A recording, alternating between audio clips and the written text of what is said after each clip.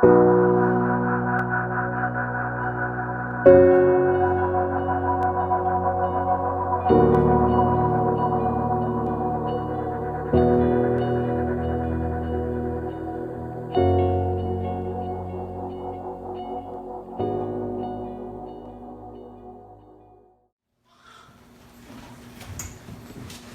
pregnant, by the way.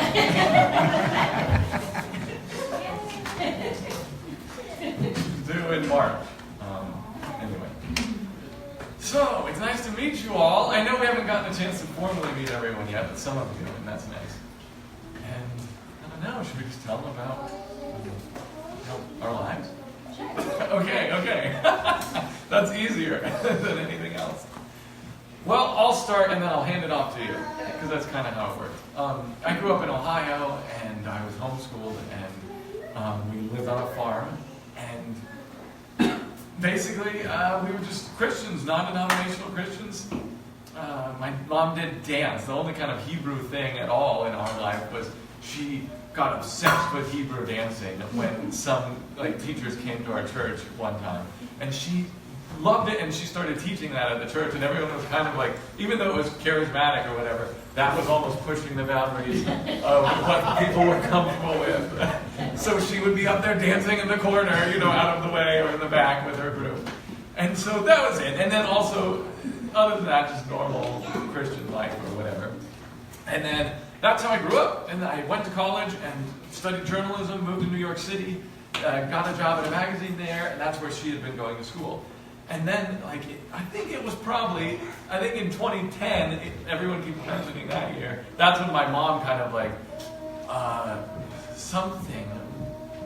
some kind of teaching or something, I can't remember, she's told us many times. I think it was about mixing seeds and mixing things, like holy and profane things, and she hadn't really thought about that concept as it applied to her before, so something like that. It kind of flicked some switch in her brain, and she started looking into, the Torah and law and stuff, and just started with Sabbath and so on. And then she called me before Christmas that year. I think she called me a year later or something. Maybe this was 2011, 2012. And she said, we're not going to celebrate Christmas this year. She had, over the years, been kind of distancing us from these holidays even before she came into this. I don't know why. Just because she started feeling, it's weird to do this stuff. I don't see the symbolism in the Bible. But she didn't really see it as evil at that point. Or something we shouldn't do, fully. We didn't have a tree a couple of years. But then she said, we're not doing Christmas this year, Luke, just so you know. I was in New York, and I said, okay, whatever, Mom, this is a phase, one of your phases. And I didn't pay too much attention, but it started a conversation, and we talked about it more and more. And I listened to some of the things she said, and I thought, this actually makes sense. I think my mom has some evidence. And so from that, I started looking into... Oh, thank you. You're running low. We're needing some sound. Sorry, everyone. Sorry, everyone that's in the little digital device. So, thank you, Jason. Sorry. Oh, that's all right. You gotta start over, Luke. Yeah. Oh, man, if I can catch you guys up, my mom came into the Torah verse, called me about Christmas. She's not doing it anymore. And I thought it was crazy, of course, at first. Once I saw some of her research, then I thought, she has some points. So I looked into this, and we were dating at that time. We had met at this church that meets in the New York Times building. It's like this huge skyscraper. It's crazy. They just let them have it, I think, every Sunday. So that would be nice, wouldn't it, Chase? Yeah. It's really a beautiful place. But that's where we met. And I started looking into this stuff and being more and more convinced about it. And then I told Katie about it. And she kind of was worried that I was going off the deep end a bit. And then I moved to California for work and asked her to marry me. She moved out and she asked her parents, should I really marry this guy who thinks we should be doing Saturday Sabbath and this sort of thing. So by that time I was all in with both feet. And they said, what did they say? Well, they asked me these questions. This was a week before our wedding. So Luke was in California and I was in Maryland with my family. And Luke was getting really passionate about wanting to fold different aspects of the Torah that he could observe in his life. and I like just was not there. So I asked the parents, I was like, should I marry him? I don't want to always have this weird like grudginess in our marriage. And they were like, well, does he love the Lord? And I'm like, yeah. And they're like, does he read the Word and listen to the Holy Spirit and change? And I'm like, yeah. And they're like, oh, you'll be fine. Just marry him. He'll straighten out. And they meant like he'll straighten out, like he'll start doing Christmas and Sunday again. But I mean, yeah. And they like loved Luke and everything, but they totally gave their blessings. So I was like, okay, let's get married. And then we did. Yes, we did. And then she moved to California, and we lived in a little apartment there. And we basically, like, all of our, like she says, all of our dates were debates. But it was very, I knew for some reason I was very calm about it, because I knew she would see that this was right. Because I knew it was logical and correct. And I knew she was logical, and I just thought it would happen. Maybe that was naive, but it ended up, luckily, because of him, it did. Because no matter what I said, or debates, or points I had, or tried to corner her into logical boxes, which I thought, there's no way out. There's no way out. But it didn't quite work. We visited a group that was a bit interesting, strange, I guess. They brought a lot of conspiracy theory teaching into the first group that I brought her to, and I was like, you gotta save that. Save that for next time. But she was like, what's going on? But then we went to another group, and she totally connected with the people there, but still wasn't on the same page. And then... Okay, so just in my defense, the group that we visited, during the sermon, there was like a PowerPoint, and it had one of those charts, like, how in movies when there's like somebody totally crazy and they're trying to work out a mystery and they have like strings connecting, like a picture of a guy. Oh, yeah. And so it was like a picture of like Marilyn Monroe and like a breakfast sandwich and a lizard and a verse, and I'm like, what? It was hard to connect the dots. I still don't know what they were saying, but... I didn't know what was going on, and it was my first exposure. Oh, yeah. Jason knows that chart. Kayte I made that chart. She was too attached to breakfast I was like, sandwiches, no. so it was really a rough point. Breakfast sandwiches have nothing to do with it. But anyway, so Luke had been really patiently going through all these scriptures with me, and I grew up, like, my parents are really strong believers. I was in church the first Sunday of my life. I went to Christian school, like a tiny Christian school. We had theology every single year. And we had apologetics and ethics in our senior year. In college, I was like leading all these Bible studies and training the leaders.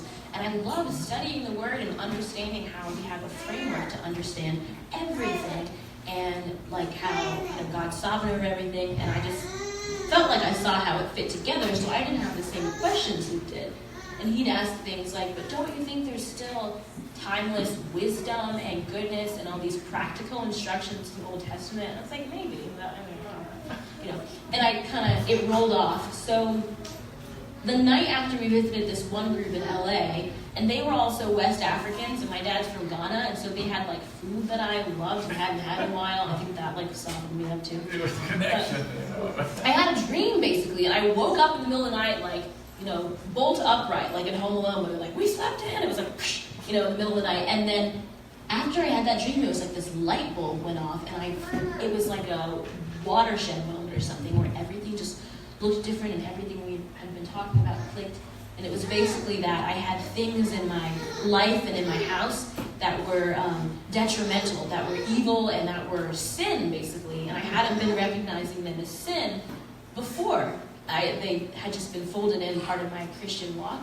And before, this is something that I've gotten really passionate about, is I didn't know in all those years of church why one thing would be a sin and one thing would be not a sin.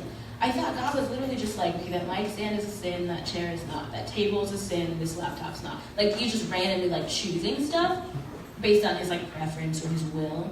But when we started to read the law, I saw that things that lead to life are obedience things, and things that lead to death are sin things. And it seems so such a simple delineation, he's not being random, and so that's why there's still goodness and benefits in following these things, because he's just asking us to choose life. When you think about it like that, it's like, who wouldn't want to do that?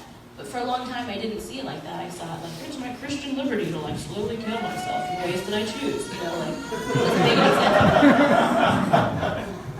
sense. So yeah, then Luke, like as a journalist, he's like, I think there are a lot of people doing this thing that my mom's doing and that we're doing, wanting to do Shabbat, and he wanted us to do Sukkot that year, and he's like, baby, I think we should set up a tent on the beach, like in Santa Monica. And I was like, I'm not sleeping on the beach. A lot of homeless people sleep on the beach. Yeah. He's like, they won't even notice. So many people sleep there. So I wasn't there yet, but he was like, as a journalist, he's like, there's a story here. There's all these people doing this, and no one's talking about it. And like, the whole church, so much of our church history, we need to like dig underneath and get good sources of where we got these traditions from, how these things even got folded in. And that's when you started getting like passionate about making the documentary. And I kind of like wasn't ready to like come out of the closet yet to all my like Christian friends at home. Like I was just in California, like they probably thought I was in a hipster church or something.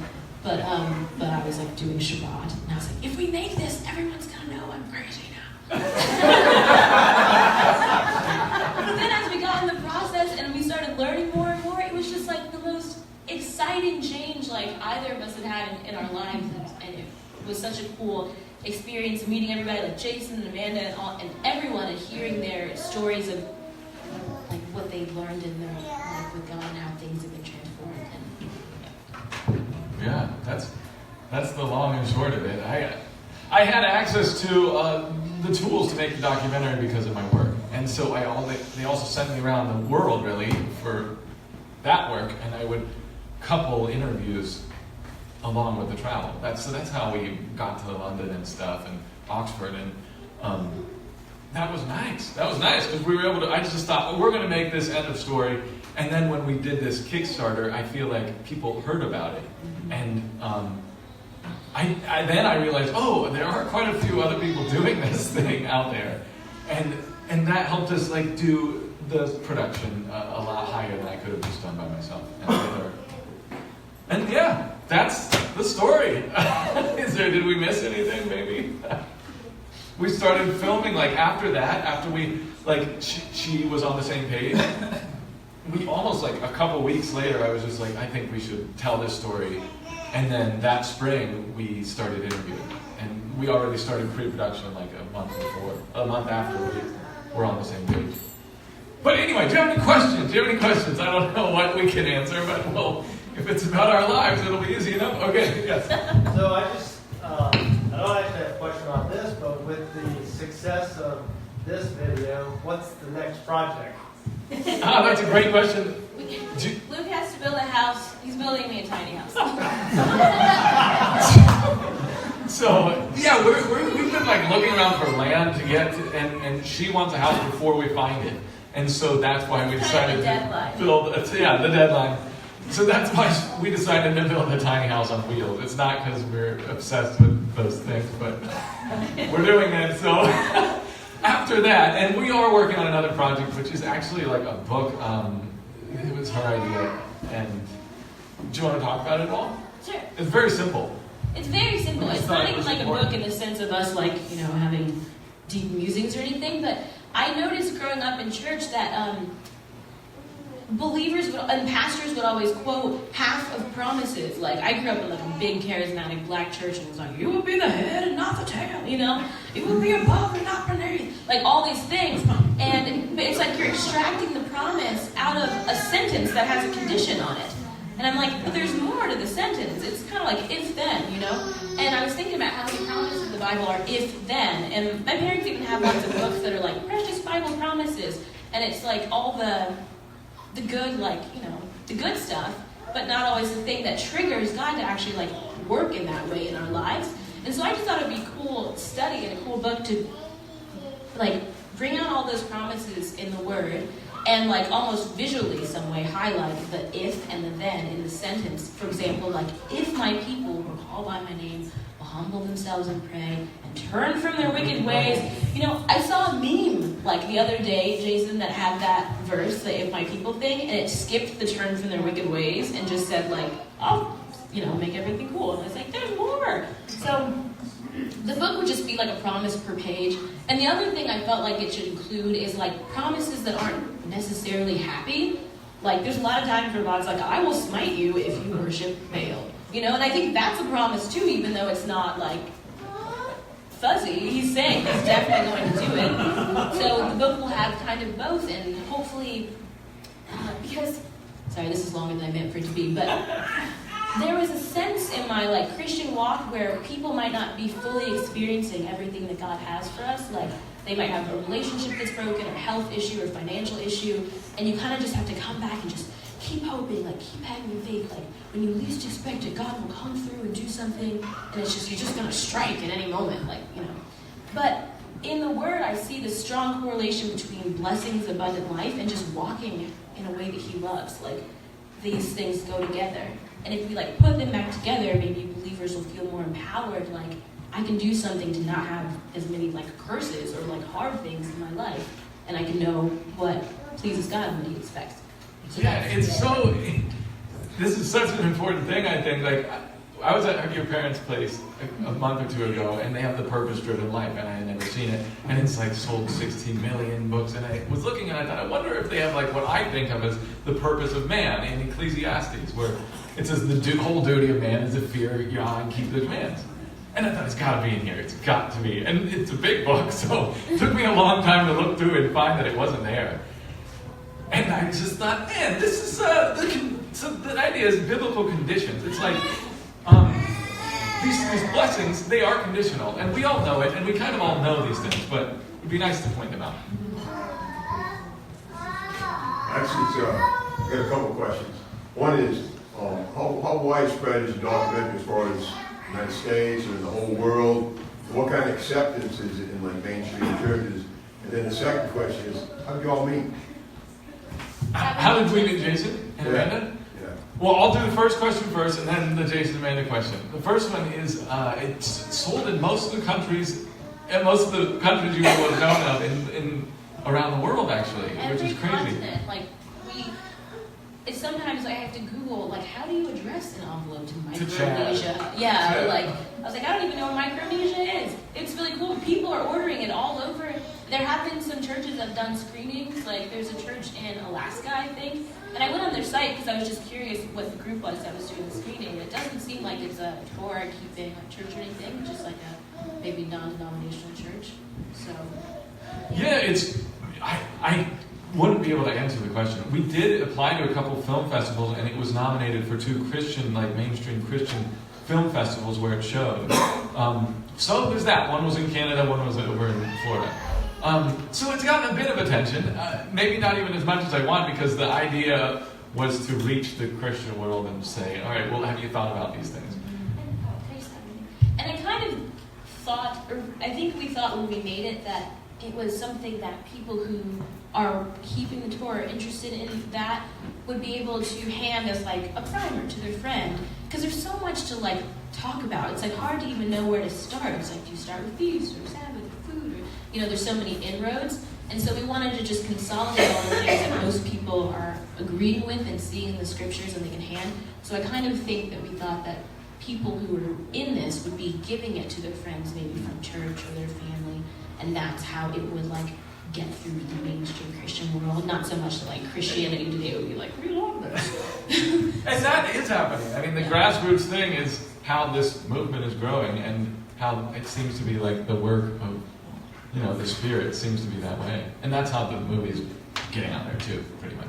And then how we met Jason and Amanda is, I think after the Kickstarter, you guys saw us and reached out to us. We'd actually heard about this documentary that we thought it was already out. We heard about it at a dinner we got invited to one night, correct, Amanda? At dinner we got invited to one night, oh really? And your name kind of gets thrown out there, and I'm like, wow, okay, I need to know who this guy is. And I was really skeptical, because I called you, or I reached out on Facebook, and I gave my phone number, and I said, if you have a moment or something, I'd love to talk to you about. I heard about this film, and it was about 2 weeks. Sorry. And really bad at communicating, by the way. But anyway, at the perfect day, In my job, I don't have an opportunity to sit around and talk on the phone. But in this particular day, there was something that happened where I had to leave and go on a 45-minute drive to go pick up some material for a job. And the moment I got in my car and started to pull out of the road, out of the parking lot where I work, that moment was the moment that Luke called. And we ended up talking for like 30, 40 minutes. I talked all the way down to where I was going, and basically, y'all know if you remember this right, the way I do. It was like I was coming to this from a critical perspective. I was like, so who are you, and what? So I hear you're a journalist, and I hear you made this film, and why are you doing this, and who's paying you? I assumed he was going to be that. I didn't know if he was looking at this that we were crazy, or if he was. And finally, at one point, I was kind of interviewing Luke. I said, so you believe this? And he said, yeah.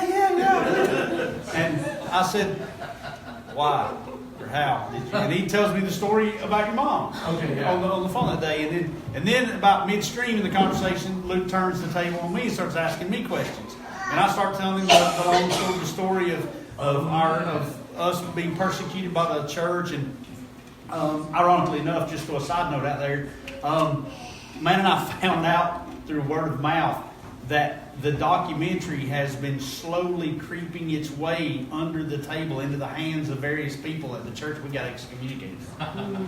Whoa, that's awesome. So we found that out not too long ago, that it's been being passed under the table going, hey, check this out.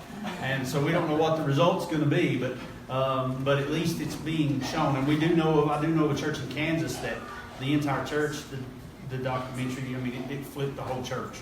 The whole church. Really? Yeah. We've had 2 or 3 instances where we've heard such as that. But that's the long story short. And actually, I was going, so you believe this now, how do I get it? And he's like, well, we're in the early stages. And then that's when you turn around and go, Luke says, let me ask you a question. Would you be willing to tell what you just told me on film? And I was like, really? And so that's how we met. Actually, I tell people all the time, I apologize. I said, we're kind of the ones that held the film up, I think, because you guys were trying to launch it in May. We meet Easter Sunday. We had our interview. Easter Sunday. Yeah, we had Easter Sunday. We had the interview, and then it ultimately came out. I said we were some of the last interviews, right? Yeah. But it was important. I mean, that was. Yeah. And so we drove 5 hours to Charlotte, and you drove down from Maryland because you're doing another interview there. And we met. And that's how we met. And it was funny because Amanda received confirmation. Amanda was not really on board about doing the interview. She's like, you can do it. I'm not really. No, I don't want to do it.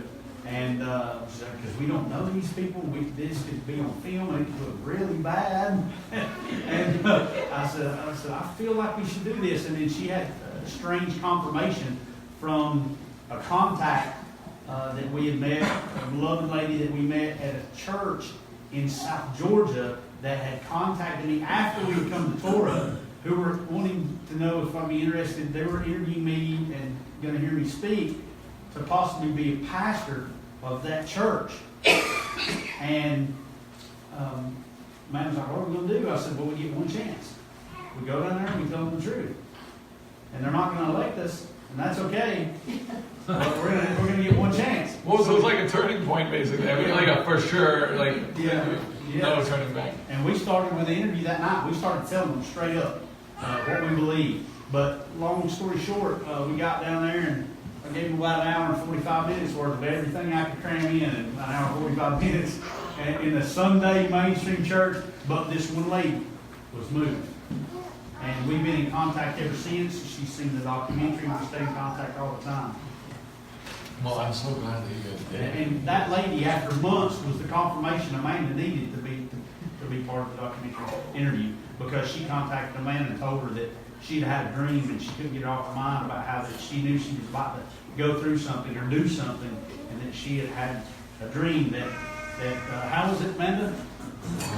Well, she said the word fortitude kept coming to mind, and it just means to press forward in adversity, and because we had felt so much adversity from our faith, and so that's what I was afraid of. Was kind of like you, like people are going to know we're crazy, and so that was kind of just a fearful thing for me, and I didn't know you guys, so that was just confirmation that he was like, it's okay, push forward.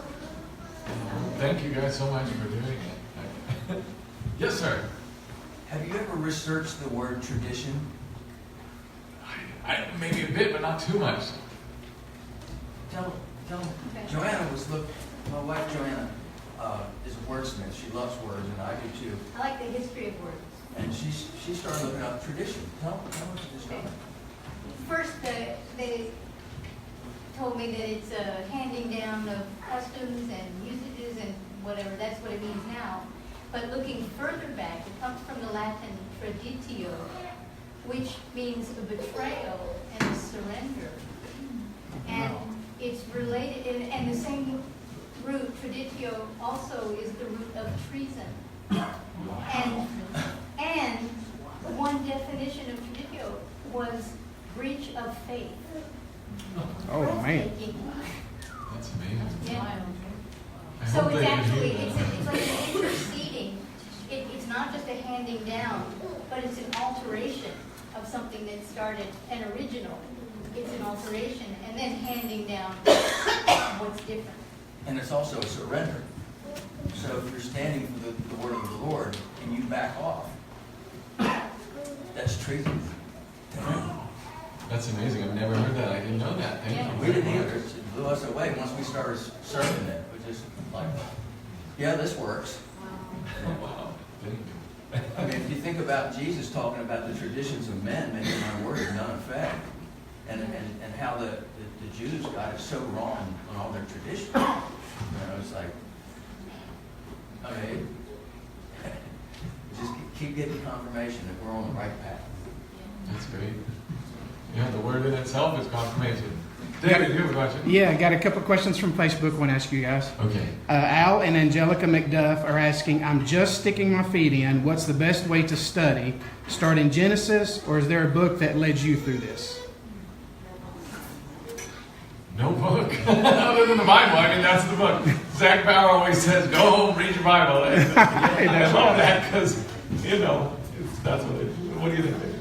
Well, one thing we did and do sometimes is just reading. It's nice to start at the very beginning and reading through Genesis, and then when I started getting into the Torah stuff, I am a journaler, so I would write down.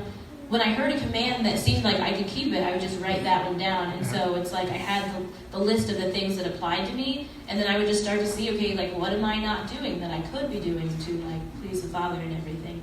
And so and also as you read through all these different Torah commands and you get familiar with them, I wanted to, some of them you read and you're like, I don't know, a slave goes has a master and then they get a wife, and then when they're free, the wife is something. Some stuff I don't understand yet, but my goal when I read the laws is to understand how there is goodness and justice and love in them, and to process each one so that I can start to retune the way I think of what's just and good to what is actually in the Word.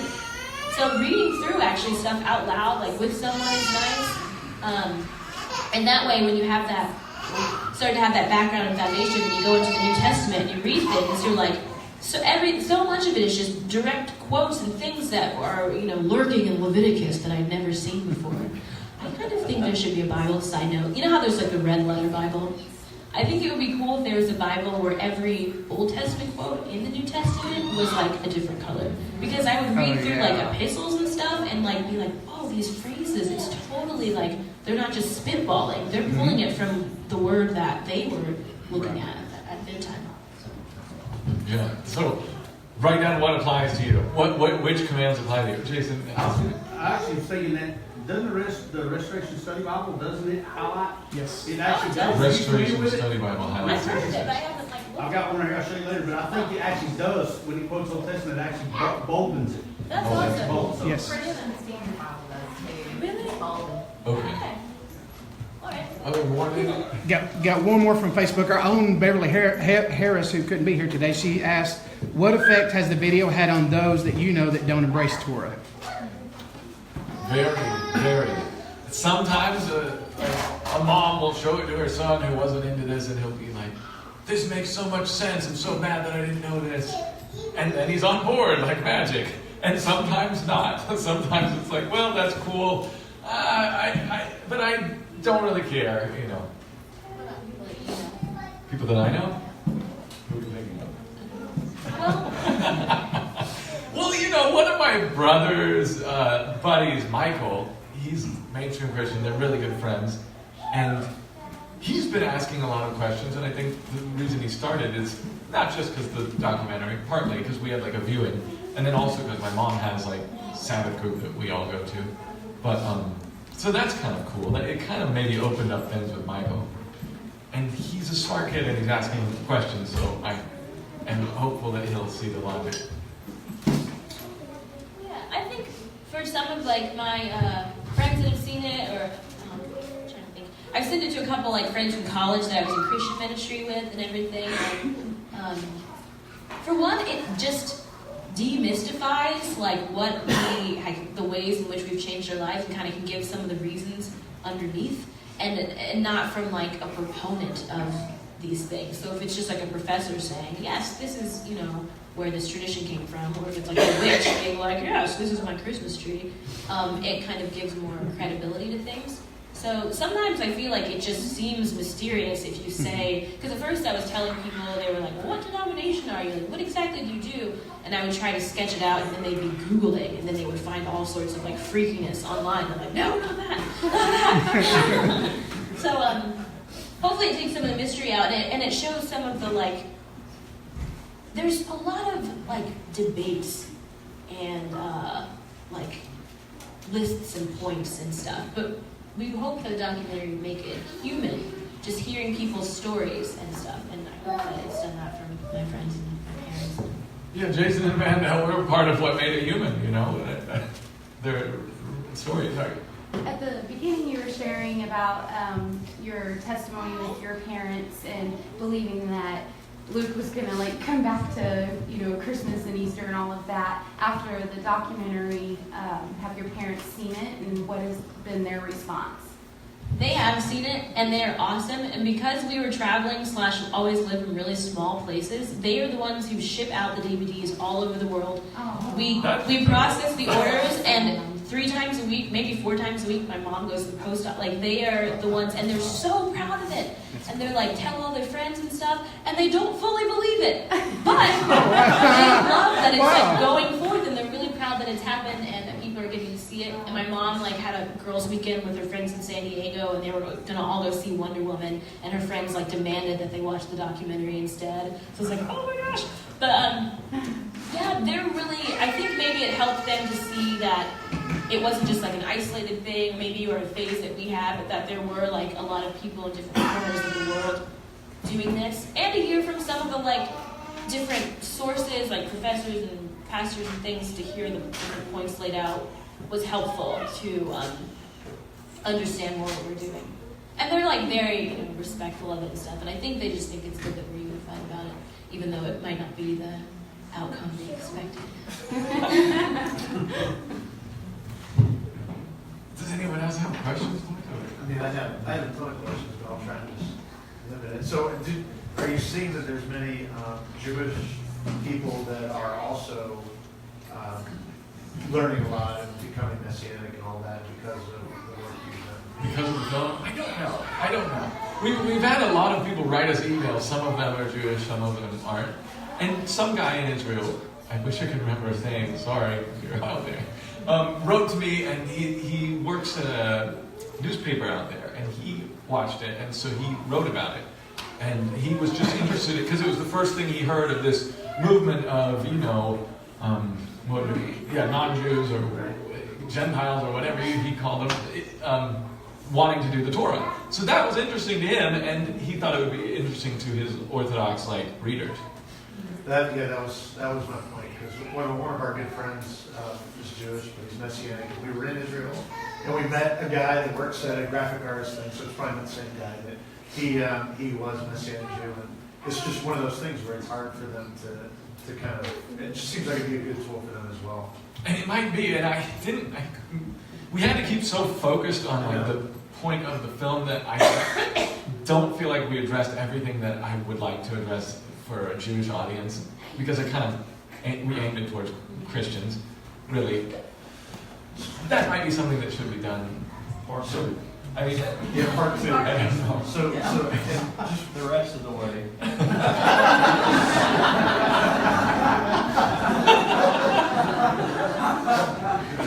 I think this is my last question, because I could probably go all day. There's probably, when you do something like this that has such an impact and tells the story to so many people, there's probably a lot of stuff that came against you. Was there anything that, you can share? I did see something about you had to like re-edit it.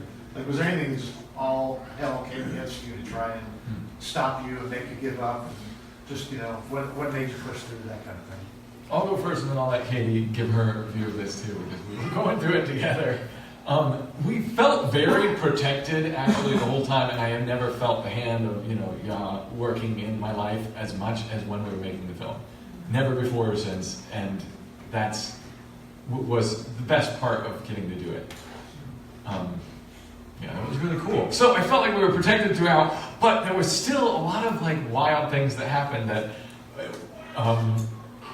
difficulties. Like, we had to go to Hawaii for our friend's wedding, right when we were in the middle of editing the end, and I had already told him that I would do the ceremony, which is so weird, but he asked me to do it. And so we had done that months in advance, and I didn't know we'd be in the middle, because I thought we'd be done with the film by then. So we had to still go, and we Wait, can I just Go say ahead. anything? This sounds like we had to go to Hawaii. No. But when we weren't like staying in a resort or anything. No. We usually stay in Airbnbs. And so I found this place and I was like, this looks cute. And it was like this little beach shack. I was like, oh, beach shack. Sleeping It on was the beach. hot as the blazes, no AC, like tons of mosquitoes coming in. There was like an outhouse type bathroom that it was so hot in there that we had to cook in the bathroom because it was heating up the main room so much, and it was just miserable. And I remember it was like 1 a.m. and I was like, dude, we need to watch through the whole film. Like, we haven't even watched the whole thing, and we were getting up against the deadline, and it was just sweaty, and it was we were editing like 12 hours a day there because long It's story. like we were had holding to our keep eyelids doing it. open. I'm like, I don't know if this part flows. And then Luke's like, we're not even coherent. How can we edit? I'm like, stay awake. So that was one thing. The other thing is the website crashed like the day we were going to release Oh my the. goodness. You got overloaded, didn't you? I guess so. We had like people had pre-ordered the DVD, and so we had it queued up to at midnight trigger their downloads and deliver to them. And then our website like totally crashed, and it was like 2 a.m, and we were so exhausted. And Luke's like cousin is like an IT guy, so he like hacks into our name server. I don't know what he did, and the website was back up, and I'm like, thank goodness. And then the next day, the email sent out to all these people with no link, with no DVD. I mean, with no like copy of the movie, and everyone's like, "Where's?" You guys sent us like a blank email. And I'm like, no, it was just the worst, most embarrassing thing. But the whole process is like, Luke is a journalist, so he's made like video and stuff like that. He's won awards for his journalism, but never made like a feature film before. So it's just like, how do you make a whole movie? And there were just it was like daily prayer. Like, we would go for walks and just pray and say, do we include this? Do we include that? Like, should this person or that person? We had a friend in LA, we really wanted to do the score for the movie because he's just an awesome musician. And he's a Christian who didn't feel comfortable doing it because he doesn't really agree with what we were saying. And we were just kind of like crestfallen, like, who else is going to do it? We just really imagined this guy would do it. Yeah, I thought no one could do it. I thought we almost can't make the film now. That's it, it's going to be terrible. And then we get an email of this guy named Jake. He just randomly reaches out to us on Kickstarter and says, here's my music. And then we heard like some of his music, and I was just like, it was like so perfect. Like, where did he come from? And then Luke knew already that this one bit of what Jason said would be the closing shot of the movie. And so we put this guy Jake's music under what Jason said, and it was like, it's like nothing you can orchestrate. It's literally just like we pray because we have a question, and then some person we've never even heard of emails us, or someone says, you can use my this, or you should talk to my uncle. And God just like brought it together. Yeah, that's so funny you mentioned the Jason ending bit because, like, almost just a bit into editing, I said, we're ending on what he said. And we're you ending that for a long time, yeah. Yeah, we're ending here. It has to be this. This sums up what's going on, and it's going to be so powerful, etc. but I don't know what's going to happen from the beginning until then. That is what we had to figure out. And I have to give a shout out to my sister. She's a playwright, and she's really good at story structure. And so she is, if there's any semblance of normal structure in it with Act 1 and 2, it's because of her advice. Yeah. Oh, can I add something? I thought of another thing. This isn't a true hardship, but it's just kind of like, I just think it's kind of ridiculous. So, when we started doing some interviews about the Kickstarter and the movie on YouTube, a lot of people are very like vocal on YouTube, and so we started getting like this, well, it was from two people. We basically got like racist hate from a black person and a white person. So like a black Israelite makes this video and he's like, she's, why isn't she with a black man? Like all this stuff and like just spewing this like hatred and stuff. And then this like southern Israelite, like white person is like, they're polluting the gene pool. Like it was so crazy, and they would both say that they're Torah keeping people, but they have these very like venomous takes on marriage and stuff. And so that was, it didn't feel like, oh, we're under attack or anything. So I was like, that's just ridiculous. But it was the first time that we it's like, ooh, we have enemies. It was the first time we'd ever like been in the public sphere in any way, and so yeah. Like an opinionated way. Yeah. It's like that quote that he's saying. The quote is from Churchill. He's like, good, you have enemies. It means you've stood for something. Yeah, he says, good, you have an enemy. That means you've stood up for something in your life. And I never thought that applied to me because I get along with most people I meet, and it was interesting. But anyway, not that they really are enemies. But No, they're not enemies. Oh, sorry. Our alarm just warning me. We're on your time. It's Shabbat, we're here. Okay. Just want to make sure it's be respectful of your time, because it's about noon. Okay. I want to make sure that you guys can go as long or cut it off whenever you're ready. So I think we have a little bit more time. I think we can stay we should probably drive out in about 20 We'll make minutes. sure you guys eat too. Don't be funky. Yeah, if they need to Okay. drive in 20 minutes, you Yeah, maybe they get their lunch. Well, It's new. Look, if you have anything else you want to ask, do it. Go ahead. I mean, this is a lot of fun, actually. He was really intending, but it turned out it was kind of fun. But if not, we can go eat. Up to you guys. Just thank you very much. I can't begin to tell you how the family, of course, Jason's teachings and sitting down for long periods of time with me. I'm a preacher's granddaughter, a preacher's daughter, and a preacher's mom. And anybody that knew me and Jason out of our family would probably say that we would never be the ones to say that maybe we missed something, maybe we were wrong. Bless his heart, he got that from me, I think. But it's unreal what God's done in my life since I began to open up my heart and listen. He did put me flat in my seat with a wreck, and I spent a lot of time praying, and I thank him for that. There's so much I don't know. There's so much I want to learn. But there's so many things that God's done in my life since I'm trying to walk this walk in every area of my life. My work, my home, my family. Thank y'all. Remember us all in your prayers. We're a little rural area here, and sometimes people are not very open to change. I know that I get that a lot, and Jason does. I share that with him and Amanda. But God is doing big work here, and I know He's got big things in store. The cult leader's mom always gets it worse. What'd you say?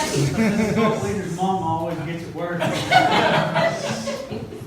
This is a generation that doesn't respond to facts, postmodern. They don't respond to facts, people's facts, they respond to people's stories. They respond to the narrative. You get a face and a voice and a story that people can relate to, and the rest of us can relate to. Like you said, things. You go online, Google it, and there's so much insanity. Like, no, I'm not going to mess up my crazy cousin spiritually. I don't talk anymore. We don't buy the fair music. But the face we relate to, the face, the voice, and the story, is most of Scripture work. It's not factual. Abraham was born this date, and it was Abraham's story.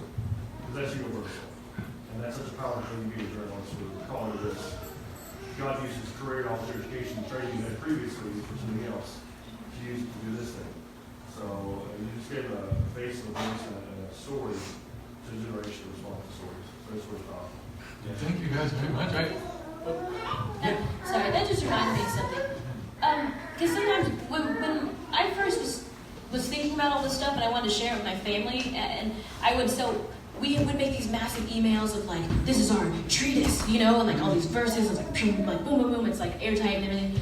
And it was very like logical. We thought we were working through all the different things we changed. But I learned a while ago, I think from Tim Keller, he's a pastor in New York City, that when people are having a conversion experience, we often come to it as like, here are the answers to your logical questions. And that's sometimes what a person needs, but he posits that there are 3 parts to what makes a person turn their heart to something. And the first is like answering questions, so that the logical part is there. The second is healing like emotional pain or trauma. So like so many people I've met are turned off against the church because maybe they went to like Catholic school and the nun was like super evil, you know, and they're just like, I will never, you know, and that person's associated with God and it's an emotional thing. And then sometimes you just need to see a community of people that you can imagine being around, like having it be your community. So when I saw the big chart with the breakfast sandwich and the lizard and Marilyn Monroe, I was like, I don't know if this is my like people, like my community, and I wasn't ready to like fully turn yet because I didn't have the elements laid out. And maybe you'd answered a lot of logical questions, but there were emotional things, and there was I needed to be able to see myself in a community. And I hope that the documentary maybe folded in several of those elements, but I always just try to remember, like, because you know how you feel like, man, if people just knew these facts, they would totally change what they were doing. But it's not always like that, because there's other dimensions to what makes us want to fully, like, step into something. And that was really important for me to remember, like, so maybe you have to, like, ask the Holy Spirit for wisdom about each person, like, because it might not just be a logical question that they have. Yeah, it could be something else. And you had something. Yeah, my question is, you had mentioned that you wanted to do other things that you couldn't fit into this one. What are some of the points that you would like to address or cover or expand? For this, I knew exactly like the aim, the focus of it would be for Christians, because I was trying to speak to myself, basically, and if I could talk to Luke 5 years before or whatever, what would interrupt his life? And that was kind of the part of the guiding. So the things that we weren't able to get in were mostly more solid rebuttal to a lot of questions. Like, we didn't answer every question that has to do with food and why you should be eating clean. And we had footage to answer a lot of them. And so we had the footage, but I knew it could not be over an hour and a half. And so we just had to cut them. We tried to keep the most powerful, the most common question, which I thought was Acts 10. Right? But, you know, there's so much more to say. Like with the Paul section, because there are a lot of verses that, you know, there'll be the instant rebuttal verses when you say that you're interested in like keeping Torah and stuff. And I actually love how like Luke cut together this, I call it like our fight scene, kind of. And it's not like a real fight, but it's Jason and Tony Yu, I think, and the screen is like sliding back and forth between them as they're like, but this, and there's this music, it's like da da da.